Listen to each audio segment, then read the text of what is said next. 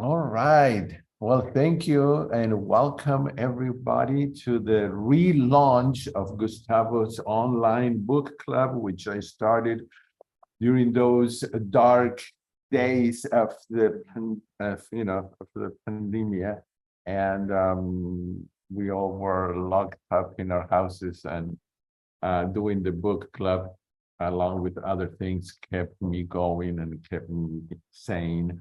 And then when things started to get more normal and we got out, I kind of gradually stopped doing the book club because I got busy with the program and other things and got back to giving concerts again.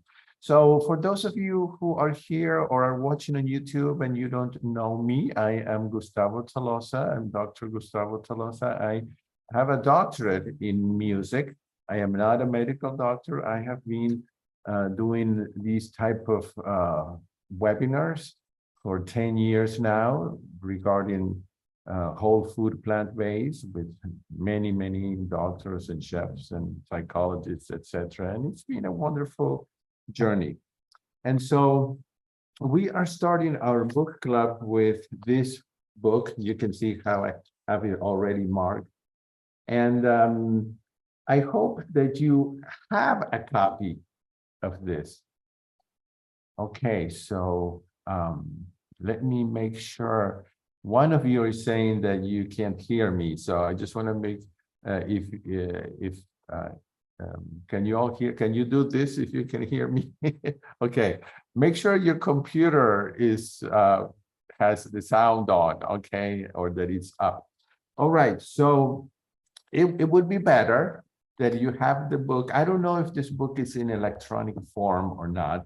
I got the paper one, and It is. so I have it in Kindle.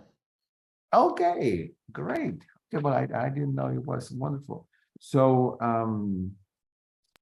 what we do in these book clubs, the point of the book clubs was not for obviously for me to sit here and read the book to you, but I will send you what we're going to do each week, and you can, but most of you have probably already read it all. But basically, it's for me to highlight parts of the book that I think are interesting or important and make comments as appropriate, and then allow you to, in the old days, we didn't have this wonderful interaction that Zoom allow us to have. And you would have to type only.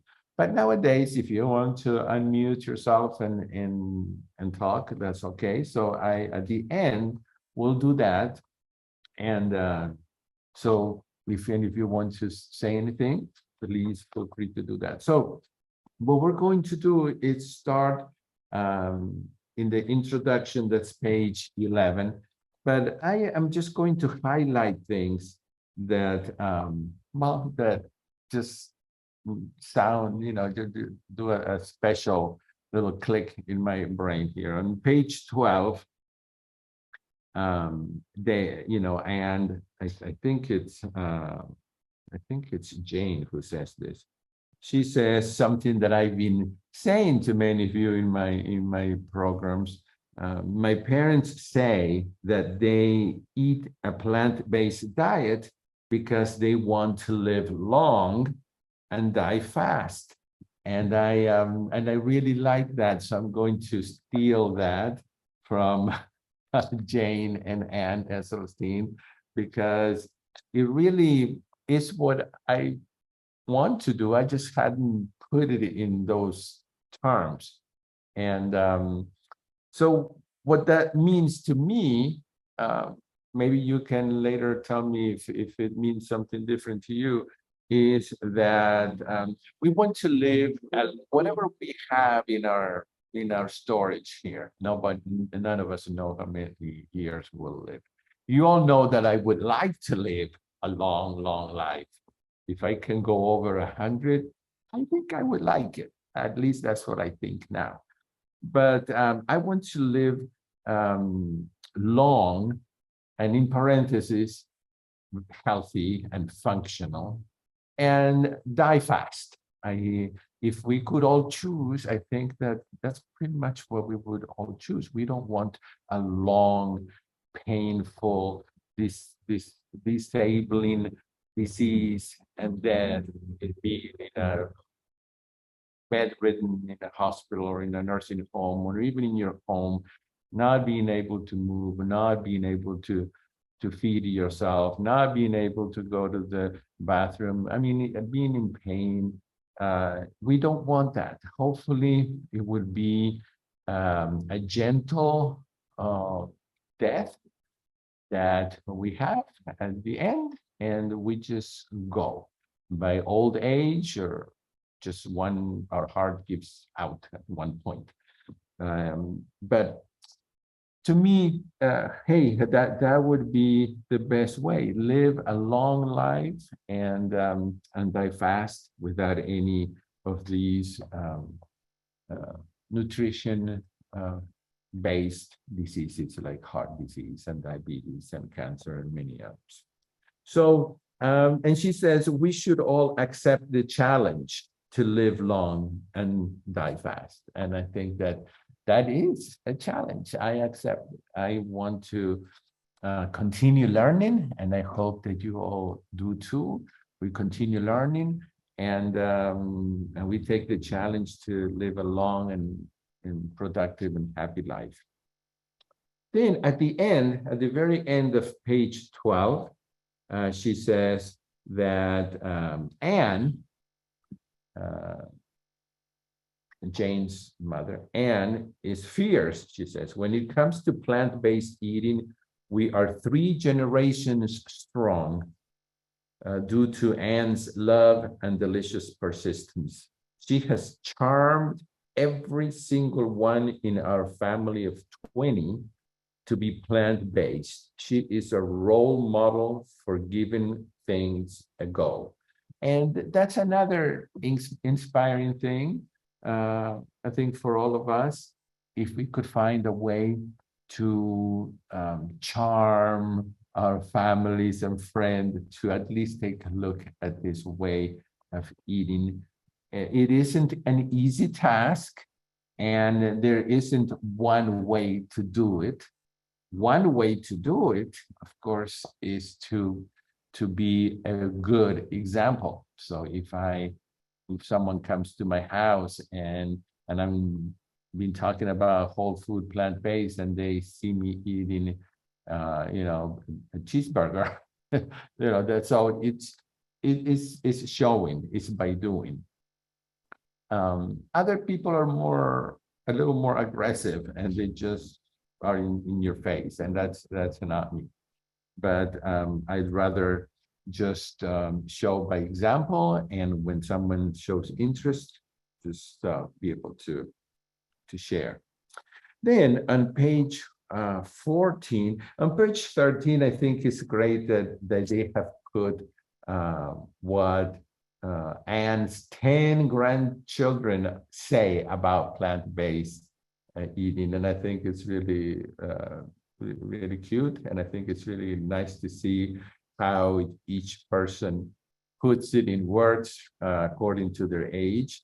But I'll leave that to you for you to read. Now on page 14,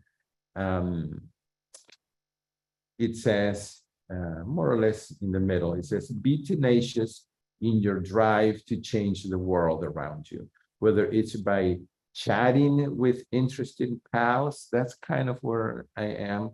Barking behind a bullhorn, that's not me. Or being a silent role model, that's also me. Okay. So set the example and make yourself a resource. And if I can give any advice, is that people are more willing to listen to others than to you.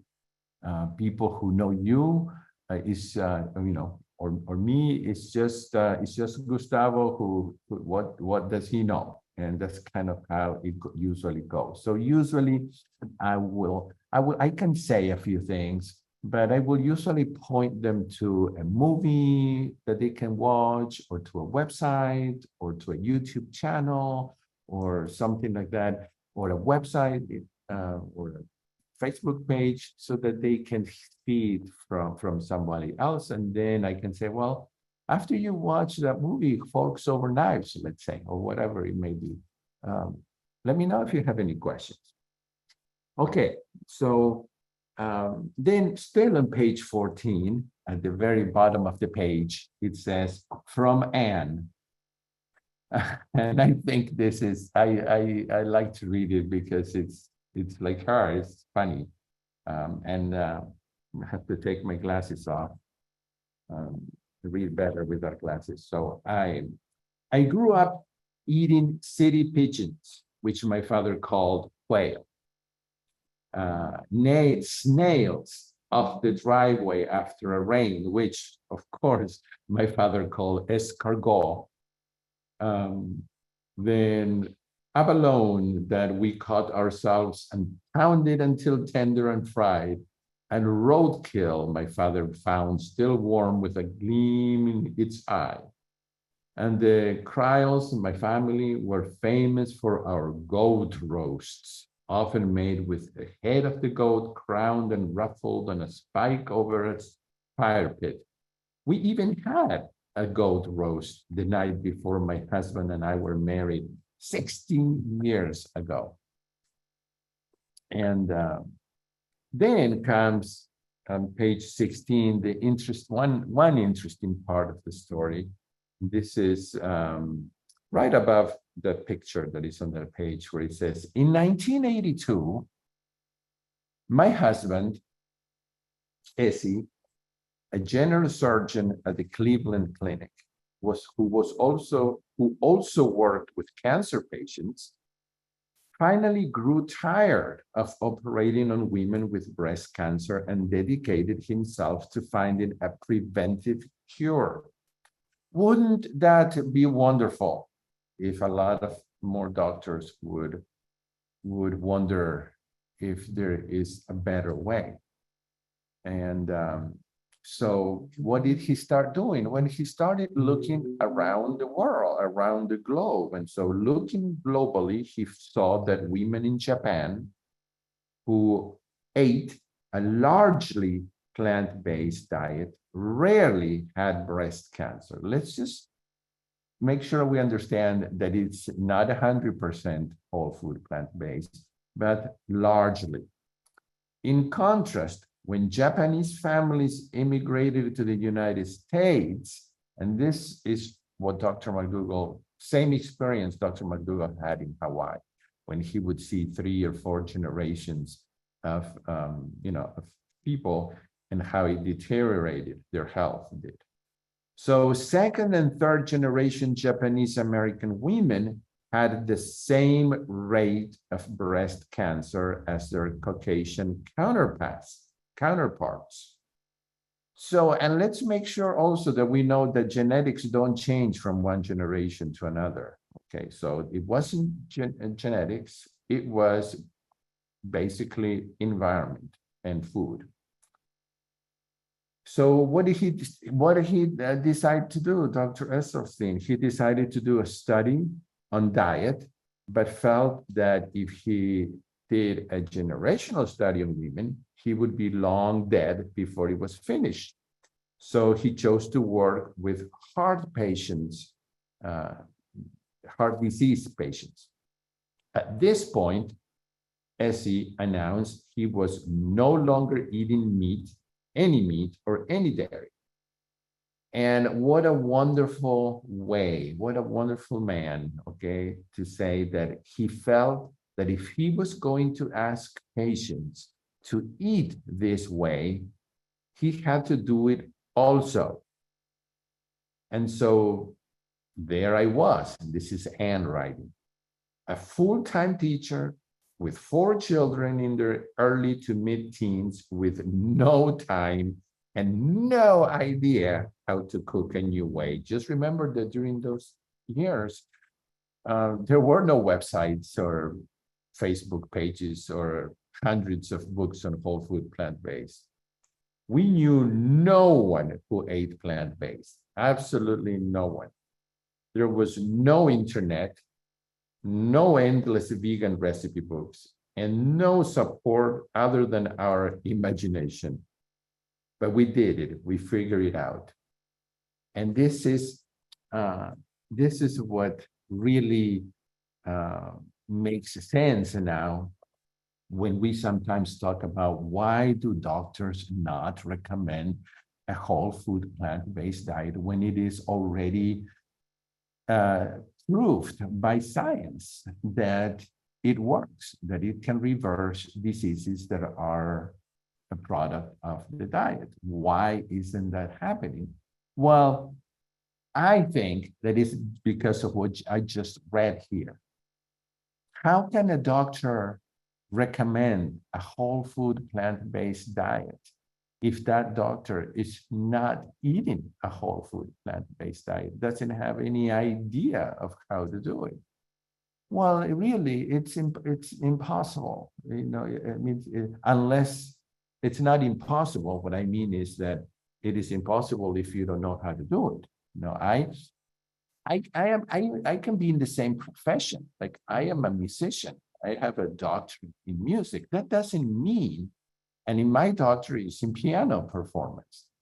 So I know a lot about history and music literature and analysis and technique, and I can do great on the piano, and I can teach history of music in general, but I cannot teach how to play the oboe. Even if my life depended on it, I could not teach someone, or I could even play the oboe. And so it's kind of the same way. Just because you're a doctor and you can teach a lot of things about medicine and health, but regarding whole food plant-based, if you don't know how to do it, how are you going to teach it? So that is something that has to come from within each person. Say, well, I want to find a different way. So on page 17, it says at the very, in the second sentence, it says, almost immediately, the benefits of plant-based nutrition for reversing his patient's heart disease became clear. And just as swiftly, we became convinced a plant-based diet was the healthiest way forward for us as well. So that is the introduction. I think it's a wonderful way to start the book. And now we move on to chapter 1 on page 22, where it says at the very top, the second paragraph, it says, there is no winning, and it's in between quotation marks. There is no winning in this community. Just our united goal of eating plants in support of our bodies, the health of others, and our planet. I think, sometimes there seems to be this competition out there between different social media, personalities in YouTube and things like that, where everybody has their channel, and sometimes they're a little bit of, I don't know, negativity, but there really is no winning. We're in this all together, and there is much work to be done. We are still a very small minority of people who eat this way. There are a lot of people who need to hear this. So let's not focus so much in our winning, but just know that we're a community and we're here to help others. She says, our intent is to share our process, one based on vitality, community, and good energy, not perfections. And so if you know my 7-day program, that's exactly my goal, is to, and I say this all the time, this is a process. This is not a traditional a fad kind of diet that you do for 2 weeks and then it's done, or you do for a month. It's a process. It is an enjoyable process, but it is a process, and it's based on vitality, and it's because of the way we eat. It's based on community. It's really good. It's actually, I think it's imperative to have a group, some sort of a group, like this group, like the group we have in the 7-day program, like any group on Facebook or any other social media, or even in your area, if you can be part of a group. It's so important as we go along this process. And good energy. Okay, let's not beat ourselves up, because perfectionism is something definitely, and I know this well because I am a perfectionist, and perfectionism is always a good goal to have, but it's sometimes can be a little bit negative if it gets out of control, because it will stress us.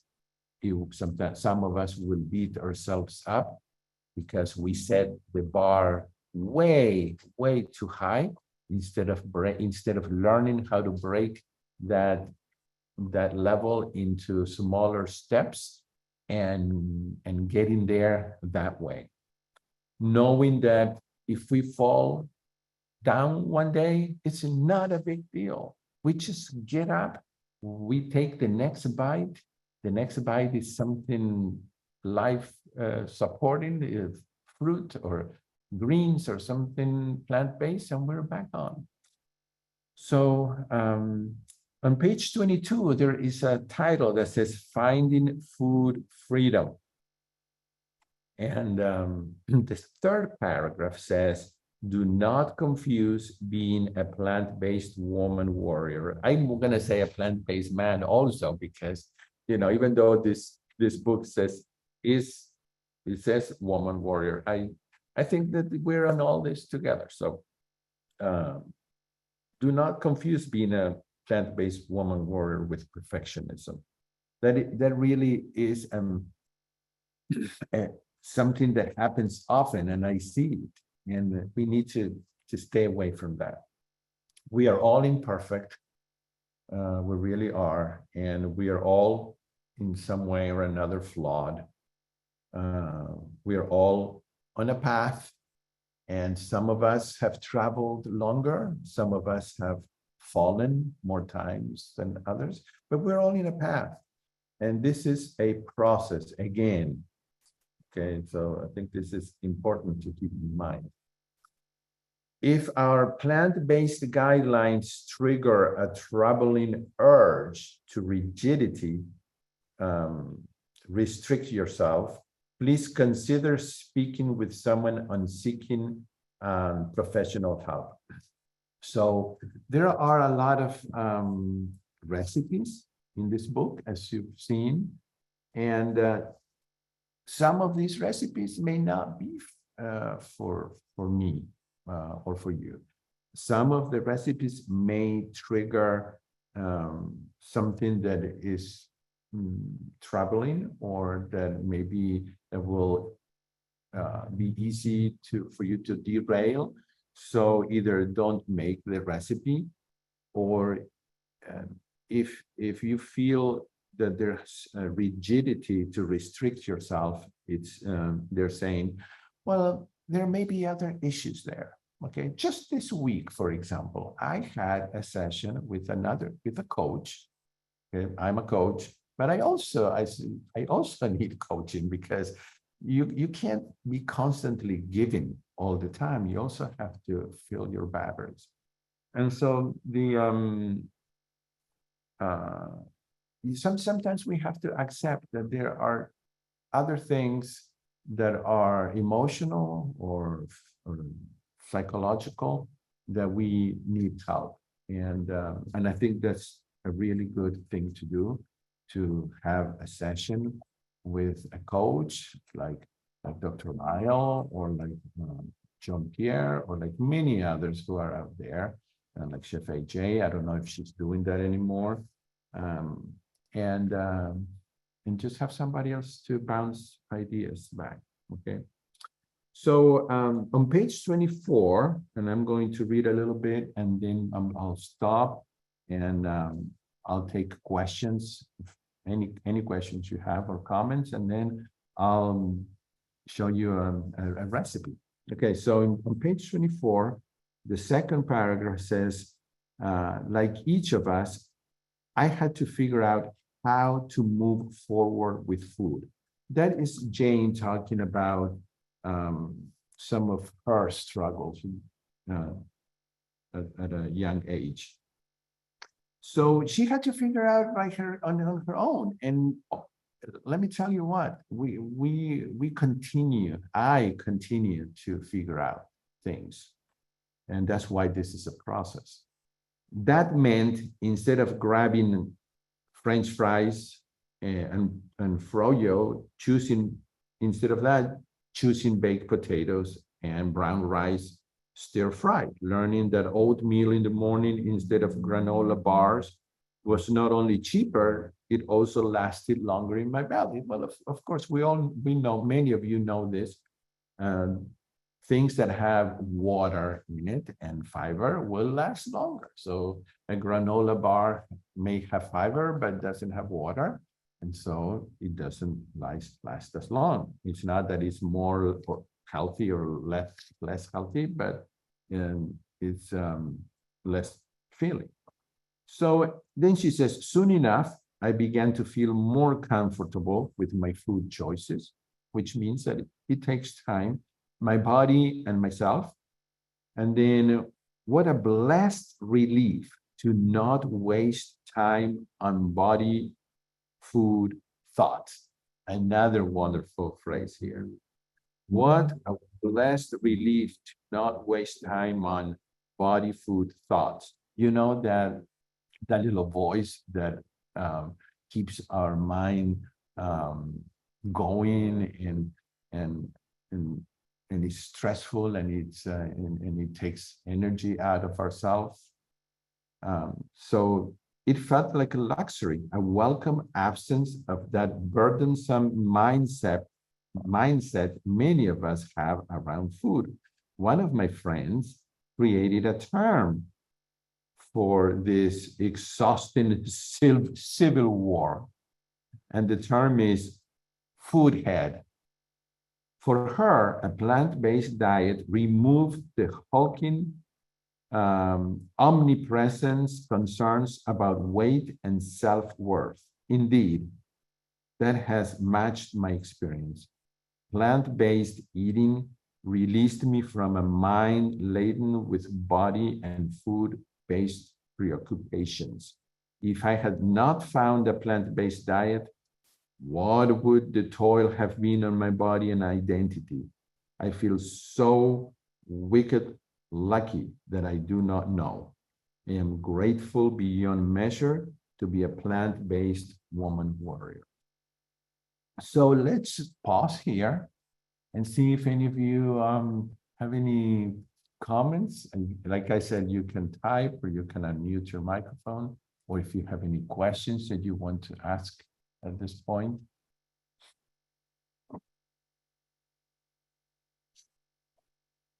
Okay, well, great. So let me move now to the section where the breakfasts are. Okay, that's chapter 4. We're just going to go back and forth as we do this book club, which will last a week. So we will be together for 7 days. And then after that, we will do another exciting book. I'll talk about that tomorrow or the next day. So let's go to chapter 4, which is powerful breakfasts. Even though many times I don't eat breakfast because I'm not hungry in the morning, just as I wake up, and I always tell you to eat when you're hungry.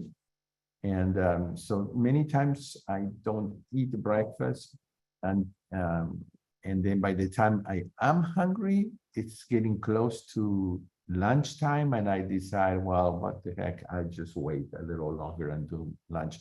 But yes, many times I eat breakfast. And there are quite a lot of breakfasts here. And what I want to point out now is that for me, I have a preference for savory breakfasts. That's not how it used to be.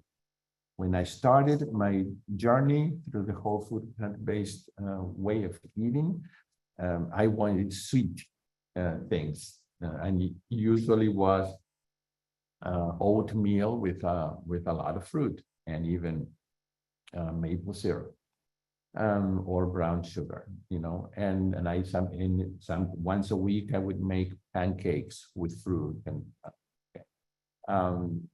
and it was usually sweet. That has changed, and now I prefer savory.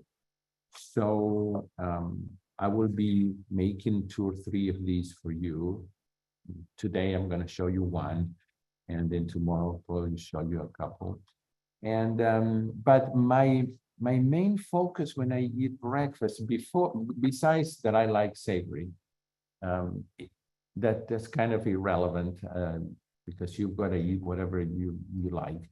But what is relevant is that we should always remember to eat food that has intact fiber and as much water in it as possible, because when fiber and water get combined, it produces bulk, and bulk keeps our stomach happy, okay?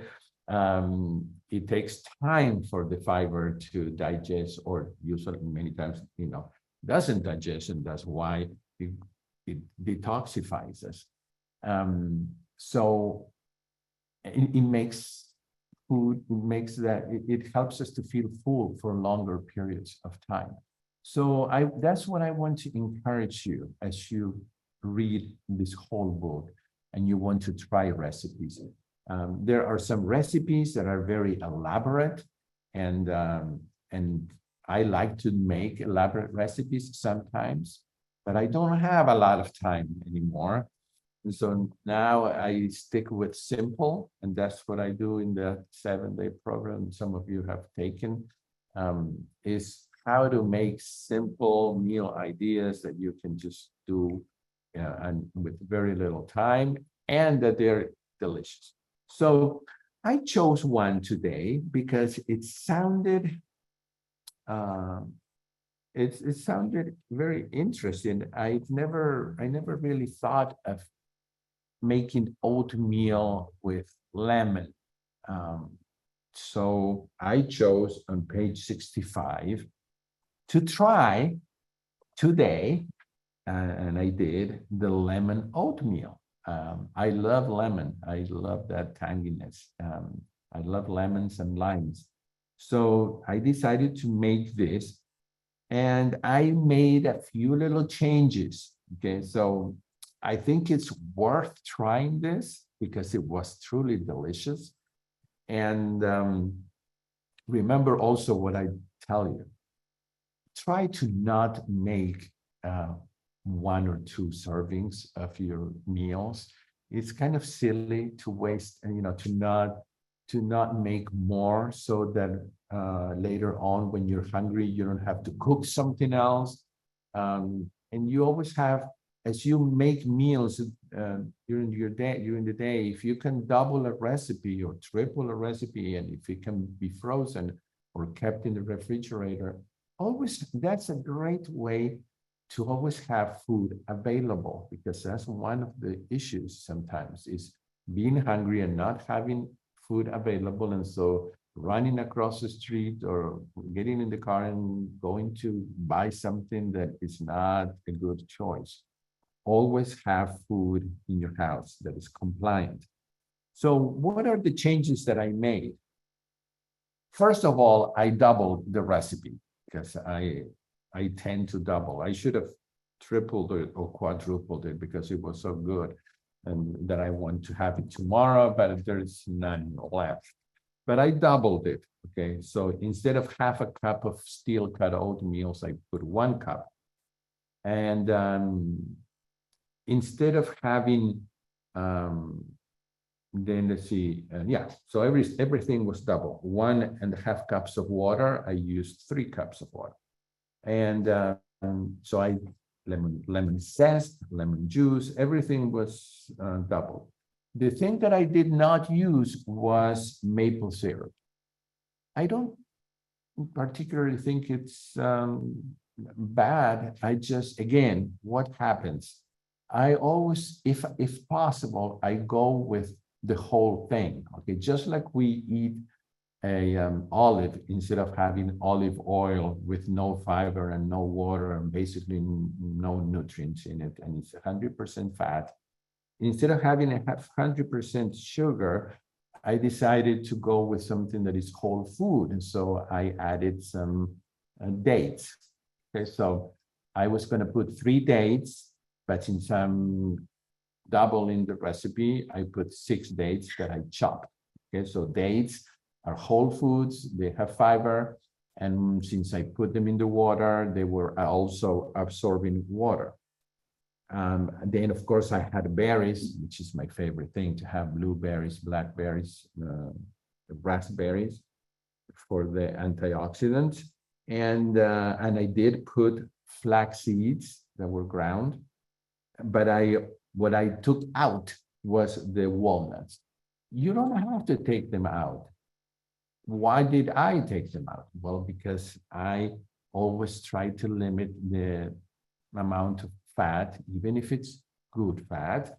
I try to limit it because I have a tendency to gain weight.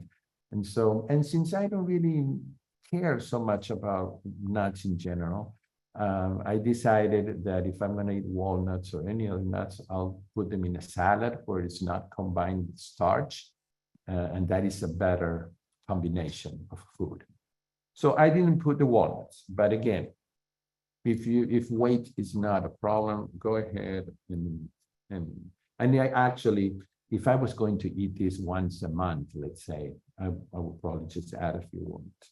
So any questions before I show you how I'm the process of how I made this? It's just like a 5-minute video that I want to show you.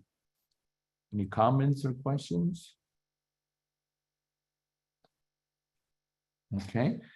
And tomorrow I'm going to make the grits and greens. You know how much I love polenta, and polenta is pretty much like grits. And that's on page, what page is that?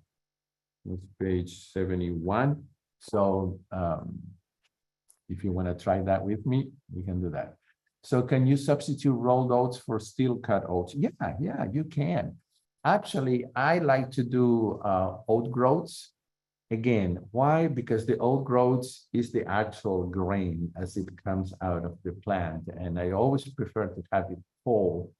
That has the most fiber and it will absorb so much water.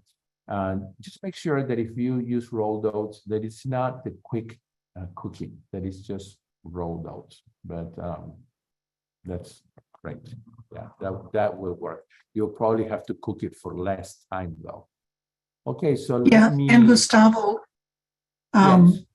half a cup of steel oats, cut oats, is equivalent to 1 cup of rolled oats. It's like half as much, yeah, or twice as much. Okay. Okay, thank you for, yeah, that's right. Thank you for reminding me. All right, let me make sure that you will be able to hear the video. Hold on just a minute.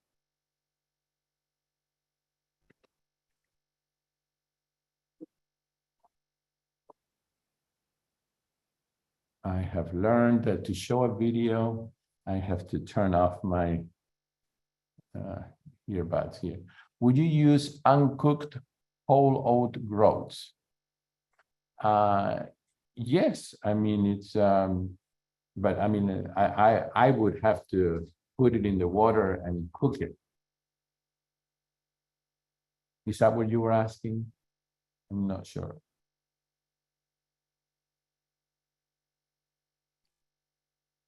Okay. You can use whole oat groats. You can use steel cut oats. It's pretty much the same ratio. I I was thinking I've got a whole bunch of oat groats already made. Can I just add the rest of this stuff to it instead of what, Yeah. however? Yes, I think so. I don't know if cooking the oats, because you'll see that you cook it with the water and the lemon juice and the lemon zest. I don't know if that gets concentrated and it gets more absorbed into the actual oats or not. How about, yeah. Okay, how about an instant pot for cooking? Yes, yes. The instant pot, you will have to look in the little chart and see how long the steel cut oats take. I'm really not sure. I was going to say, wouldn't the oat groats, the whole oat groats, take a lot longer? They would take a, yes, I cooked this one over the stove. And so it took 15 minutes for the steel cut oats. But I think the oat groats take about 45 minutes or maybe close to an hour to cook on the regular stove. I'm with Diane. I think I'd cook up the oat groats and then add the stuff and cook it a little bit longer and see what that tastes like. Yeah, yeah, yeah. Well, give it a try and then tell me when you do it. I would like to know. I was just trying to be as follow the book as much as possible, but that would also work. Gustavo, what about just using date syrup instead of maple syrup? I think that would be pretty much the same as using maple syrup, because you're talking about something that most of the fiber it's gone. You end up with the syrup. I don't think it's a problem. It's it's personal. I like to use things that I can put whole, but you may not even need it. Many times I don't even add dates because the fruit that I add, to me, that I'm not used to using sugar, to me it's sweet enough. So just try different ways. Why do you think they put maple syrup in? The Esselsteins have that in a lot of their recipes. And it kind of surprises me because they are whole food plant-based eaters. And yet they, that would be considered a processed food, I would suppose. Why do you think that it comes up so often? I think that they grew up in an area where there's a lot of maple maple syrup, and it's kind of like for me, I don't know, for me, with having a strong Italian background, pasta and pasta sauce, these are for some of us, there are foods or elements that just makes us happy, and there's nothing wrong with that. So there is a problem when there is an addiction. So we have to be careful there. If using maple syrup, for example, is going to you, instead of putting one little teaspoon or tablespoon, you want to put 4. And then if after that triggers you to eat more sugar during the day, then you don't want to do it. That makes a lot of sense. Thank you. Yeah, always let's keep this in mind as we go along and you go along. Remember, we are always tailoring this way of eating. We have the basics, but we have to tailor it to our own mindset and traditions and weaknesses that we have, or strengths, and just knowing that there's no one size fits all. I didn't add a banana, which is what I usually add, a ripe banana, because that definitely makes it sweet enough for me. But I didn't want the banana to interfere with the tanginess of the lemon. Maple syrup is high in antioxidants. Well, okay, good. All I can tell you is that I've heard Dr. Esselstyn talk that for his heart patients, he does not recommend using maple syrup or date syrup or any types of nuts. So remember that this book is not the book that's called How to Reverse Heart Disease. But they do have in almost every recipe to make heart disease friendly. In this case, it says do not add walnuts, but it doesn't say anything about the maple syrup. Any other comments or questions? Do you think that they add the maple syrup so that people aren't repulsed? I mean, if you're starting out in this and you're used to a sweet cereal in the morning, a little bit of maple syrup is better than sugar. Yes, yes, I think so, and that's how Dr. McDougall's philosophy is, and that's how I started. You know, if you're just starting this and you're coming from eating what we call a really processed standard American diet, we want you to eat the oats and the fruits and all the healthy stuff, even if it takes a little bit of maple syrup. Sooner or later, you will start giving it up because your taste buds will change and it will become too sweet. That's what happened to me. Well, let's take 4 minutes or so, and I will show you how it came out when I made it.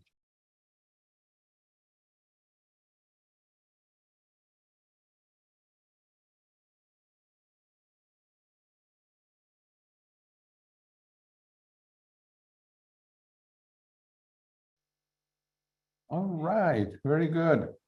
Well, it was a very surprising taste. I never thought of putting lemon in my oatmeal, and the lemon zest gave it that extra kick. Gustavo, I was also thinking I have a lot of limes. I bet you it'd be interesting to try it with limes and just get real creative. Yes, yes. I prefer limes than I made it with lemon because I wanted to follow the recipe, but I think limes with the sweetness that they have would be great. I would say don't be shy with the lemon. I thought twice, but I went with the higher ratio. So like I said, I doubled the recipe. So I put 6 tablespoons of lemon juice, and it was lemony, but it wasn't totally overwhelming. And I put 1 tablespoon of lemon zest that was packed. I had packed it, and that was fine too. So I could have put more. So, but the lime would be great. I bet the limes with blueberries would be really good. Yes, yes, though it's a great combination. And I'm sorry that I said that the recipe called for plant milk when it doesn't really. I was thinking of the polenta recipe at that time. The polenta recipe, when you read it, calls for two or part of the water, part of it to be water and part to be plant milk. But again, I'm just going to use water because that's how I usually make it.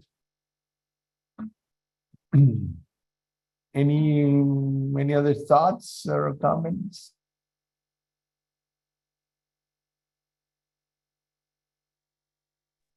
Well, it is 10:00 p.m. here in Córdoba, Argentina. So that's why I made the recipe and I filmed it because I was not going to eat oatmeal at 10 p.m. Okay. So anyway, thank you for watching, and I will see you tomorrow. Tomorrow, let's finish this chapter 1, and I know I want to make the